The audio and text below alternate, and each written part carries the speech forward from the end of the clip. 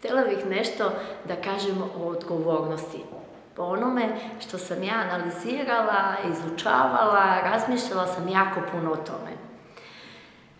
Obzirom da sam prošla kroz situaciju koja je bila jako interesantna, nazovimo je tako, i pitala sam se gdje je ta odgovornost ovoga, onoga, dešavale su se tu razne stvari i sad stalno bi me to malo mučilo, a šta odgovornost ovoga, a šta odgovornost onoga.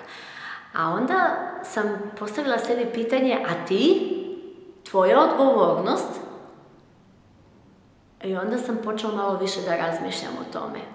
I dođem do zaključka da je odgovornost prvenstveno moja, a onda od moje odgovornosti, koliko sam ja odgovorna, od toga se širi odgovornost ljudi oko mene.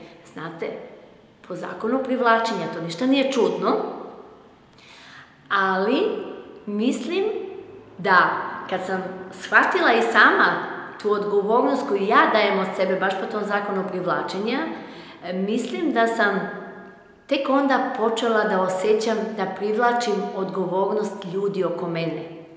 I dotle sve što mi se dešavalo, jeste da su ljudi oko mene trebali da budu odgovorni isto za situacije, ali shvatila sam da zato što ni oni nisu imali tu svest koju danas imam, ni ja nisam imala, ja sam očekivala da oni odgovaraju za situaciju, a oni su očekivali da ja dajem svoju odgovornost.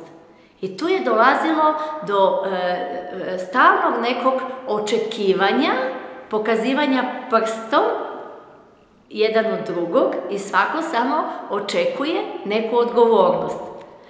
Međutim, kada sam shvatila da ja trebam mnogo bolje da razmišljam o sebi, o svojoj odgovornosti, kako da ja tu budem odgovornija, da bi bilo kako treba, onda mi je došlo sve više i više ta spoznaja da u stvari ta odgovornost je toliko bitna i da ja što više jako odgovorno radim stvari samo onako kako meni čini dobro, ali apsolutno dobro, onda čak ta moja odgovornost što ne prelazim neku granicu van te odgovornosti, onda i ljude čini jako odgovornim oko mene i ušla sam u jedno blagostanje sa ljudima oko sebe gdje je to jedan fenomenalan krug.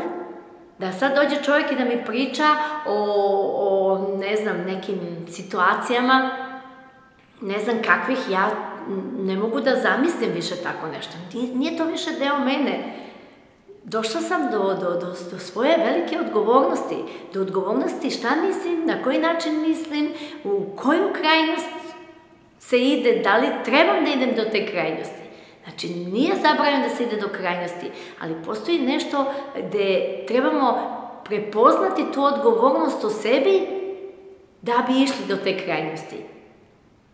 Znate, govorim često o plusu i minusu. Kad se pojavi taj minus, ići u krajnost, ma samo dotaći, je već velika odgovornost i jako trebamo voditi računa povodom toga da ne odemo, jer to nas onda poremeti.